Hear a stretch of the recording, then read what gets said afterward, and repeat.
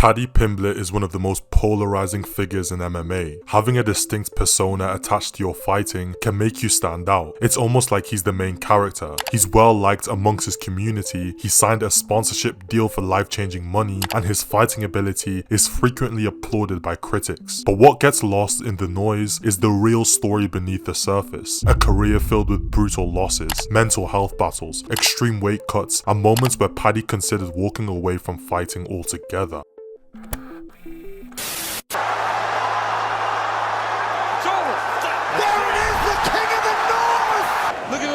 Yeah, that's what I'm talking about. This is against people. The silliness. This guy's a joke. Born in 1995 in Liverpool, Paddy's hometown is a big part of his identity. You know me saying, lad, I'm a Scouser.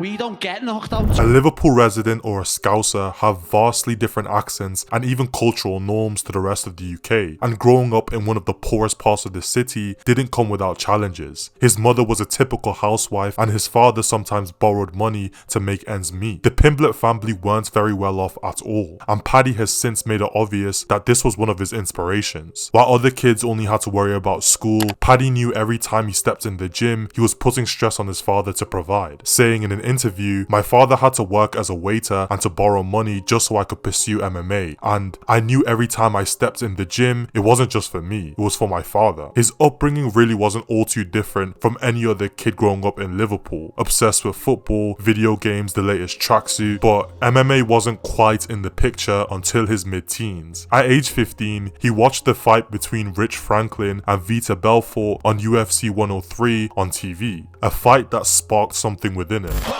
heard him. Is in trouble. Belfort looking to finish. He's out. He's out.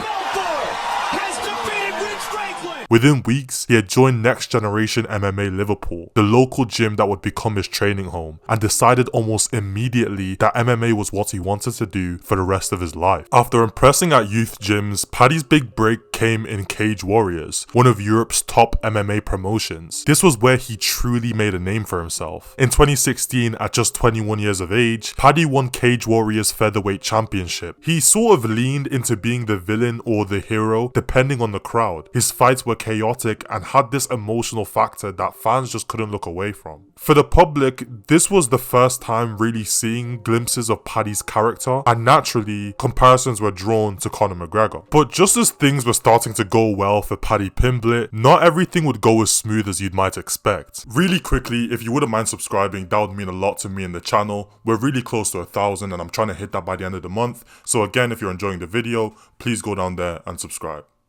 After winning a fight in 2022, Paddy would go on to talk about men's mental health right then and there in the octagon. I woke up on Friday morning at 4 AM to a message that one of my friends back home had killed himself. This was 5 hours before me weigh-in. So Ricky, lad, that's for you. But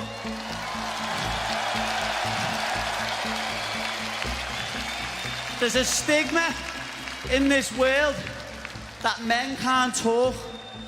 Listen, if you're a man and you've got weight on your shoulders and you think the only way you can solve it's by killing yourself, please speak to someone.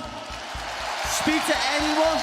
But wait, let's backtrack a little bit. Sadly, Paddy was speaking in part from experience, because 5 or 6 years before he won that fight, he was considering suicide. Despite being a champion in a decently respectable boxing promotion, Paddy sometimes struggled financially. MMA outside of the UFC doesn't pay as well as you'd think, and even the UFC itself has stories of fighters who at some point or another struggle to make ends meet. On top of that, after winning the featherweight title in 2016, on April 1st, 2017, as the Cage Warriors featherweight champion, Paddy fought Nad Narimani but lost this fight via unanimous decision, meaning all judges scored the bout in favour of Narimani. This defeat also cost Paddy the Cage Warriors title. That single defeat ended his title reign before ever truly began, and marked the start of the toughest period of his career. Following this, after moving up to lightweight, Paddy challenged for the vacant Cage Warriors lightweight championship, but Norwegian fighter Soren Bak beat him over 5 rounds, winning by unanimous decision and handing Paddy his second loss on close proximity. Paddy has since opened up about how he felt during this time.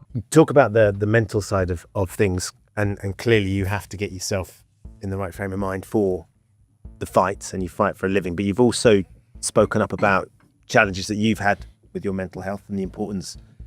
I've had some bad times mentally in my head where people still thought I was very tough and stuff like that, but then I've had to go and speak to someone.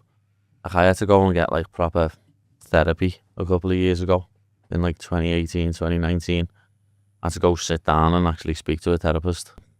I always say without that, I don't know if I'd still be here. Despite the challenges, Paddy was ready to overcome it all, and it all started with a conversation. After opening up to his boxing coach, suddenly his problems were half solved. The injuries, the losses, the pressure, he was now somewhat ready to make a comeback. Despite his recent losses, the UFC took notice of Paddy's talent, and he had initially turned down 2 offers, but then he eventually signed with the UFC in 2021. His first fight was against Luigi Vendramini on September 4, 2021 at UFC Fight Night 191. Paddy won by a first round knockout and received a performance of the night bonus. Paddy's UFC run has been truly impressive. After making his debut, he took on Rodrigo Vargas at UFC Fight Night 204 on March 19, 2022, winning by first round submission and earning his second straight performance of the night bonus. He followed that up with a bout against Jordan Leavitt on July 23, 2022, where he once again secured a submission victory, this time in the second round. Paddy's fighting style is characterized by his exceptional grappling skills and his aggressive striking. Beyond his skills in the octagon, Paddy's personality has endeared him to the fans. The guy has a unique haircut. I mean, he's basically a brand at this point. So many of his clips end up on TikTok because he just says the sort of things that resonates within people. That unapologetic confidence has helped him build a strong connection with his fans, particularly in the UK. And I still think Paddy deserves more recognition, not necessarily for his fighting ability,